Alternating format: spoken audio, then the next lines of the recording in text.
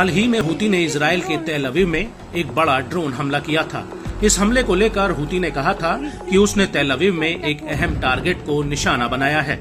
लेकिन गौर करने वाली बात ये थी कि इस हमले में जिस ड्रोन का इस्तेमाल किया गया था वो अपने आप में एक रहस्य से कम नहीं था, जिसका मतलब ये हुआ कि हूती ने इस ड्रोन के बारे में कोई जानकारी नहीं दी थी।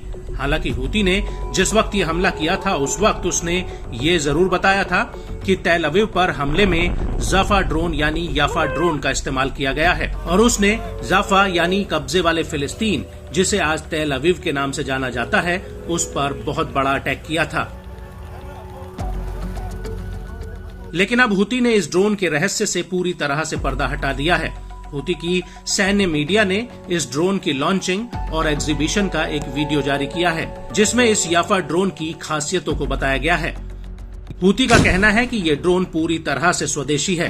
ये एक लंबी दूरी वाला ड्रोन है। इस ड्रोन का इस्तेमाल कई उद्देश्यों के लिए किया जा सकता है। साथ ही इस ड्रोन को उच्च विस्फोटक हथियारों से लैस किया जा सकता है और ये रेडार और एयर डिफेंस सिस्टम को चकमा दे सकता है। हूती का कहना है कि ये ड्रोन बेहद ही विध्वंसक है। ये एक एडवांस ड्रोन है और तकनीकी रूप से कई अहम क्षमताएं हैं।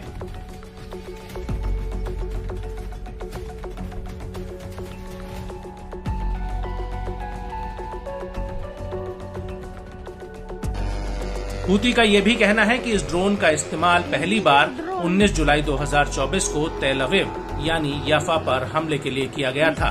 उस वक्त इस ड्रोन ने सीधा हमला किया, जिसमें एक इजरायली सेटलर की मौत हो गई थी जबकि कई घायल हुए थे।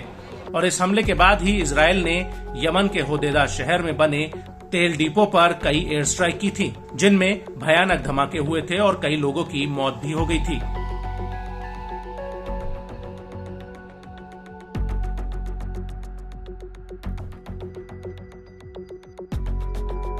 वहीं तेल अवीव पर हमले के बाद हूती के प्रवक्ता ब्रिगेडियर जनरल याह्या सारी ने तुरंत तेल अवीव को एक असुरक्षित इलाका घोषित किया था और इसे हूती के हमलों का वैध टारगेट भी बताया था।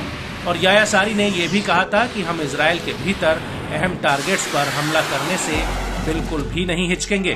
और तो और याह्या सारी ने यह भी कहा था कि यमन के लोग एक लंबी जंग के लिए तैयार हो रहे हैं जो इजराइल द्वारा छेड़ी गई है।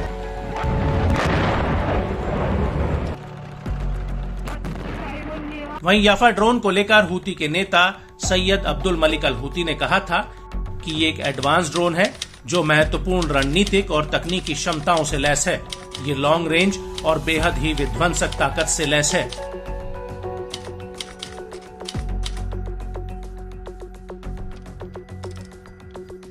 अब्दुल मलिक अल हूती ने यह भी कहा था कि इस ड्रोन द्वारा इजराइल के काफी भीतर हमला करना एक नया और महत्वपूर्ण बदलाव है।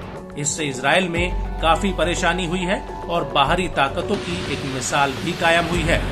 अब्दुल मलिक अल हूती ने अपने बयान में ये तक कह दिया था कि याफा पर हमला करना इजराइल के लिए मानसिक रूप से एक बहुत बड़ा झटका है।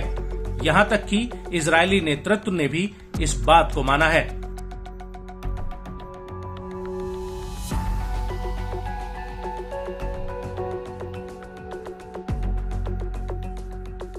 हालांकि जिस ड्रोन से यह हमला किया गया था उस ड्रोन को लेकर अब्दुल मलिक अल हूती का कहना है कि ये ड्रोन पूरी तरह से यमन में बनाया गया है और हूती की एयरफोर्स ने इसे लॉन्च किया था।